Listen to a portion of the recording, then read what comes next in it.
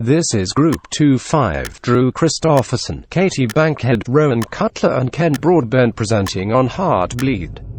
But before we begin, let's set the tone. Hacker man. Triangulate the cell phone signal and trace the caller. A hacker. I don't think that I deserve this. Use the useless security software that runs on Windows 98. Discarded the trace. I'm getting hacked. Report Steve? When you downloaded the PDF, when you downloaded was the keylogger. They're hacking.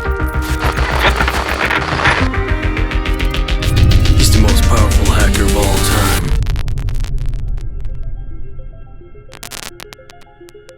What is Heartbleed? In order to understand the vulnerability, we must first learn a little about OpenSSL. OpenSSL was initially released in 1998 as a security library. It was designed to help provide secure communication over networks using a variety of basic cryptographic functions and utilities. It contains an open-source implementation of SSL and TLS protocols. The Heartbeat extension to the TLS protocol was implemented in 2012. The purpose of the extension is to maintain a link-level activity and to make sure the connection with the peer is still alive. It does this between computers by allowing one to send a heartbeat request. This is a message that is made up of a payload, normally a 16-bit integer. The receiving computer then sends back the same message to the sender. When the extension first was included in OpenSSL, it allocates a memory buffer for the returning message using the 16-bit integer without checking the payload size. If the payload was smaller than the message's specified integer, the message would return a payload filled with the initial payload and whatever else had been in the memory buffer to fill the extra space.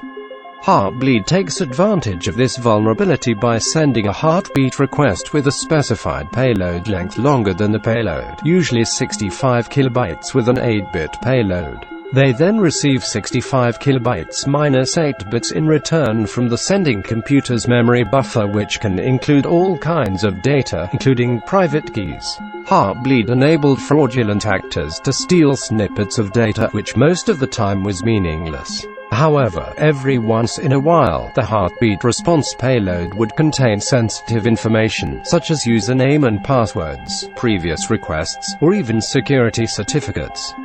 This information could then be used to access private information or impersonate a digital signature, and therefore warrants a 7.5 vulnerability score for the Heartbleed bug. In 2014, 2 years after the Heartbleed vulnerability was introduced into OpenSSL, Neil Mater at Google found a bug and made the vulnerability public. Engineers quickly found a fix checking the length of the payload before sending a response, but the repercussions of the vulnerability still remain.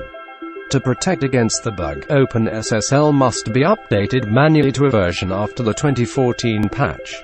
A number of less maintained servers are still vulnerable. Regardless of whether or not they believe they've been affected, companies must take action against Heartbleed.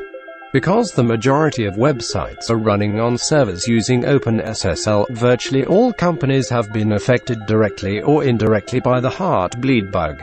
Many certificates, private keys, and other secrets are still floating openly on the web ever since hackers started exploiting the bug. In other words, the Heartbleed bug still has aftershocks. Even today.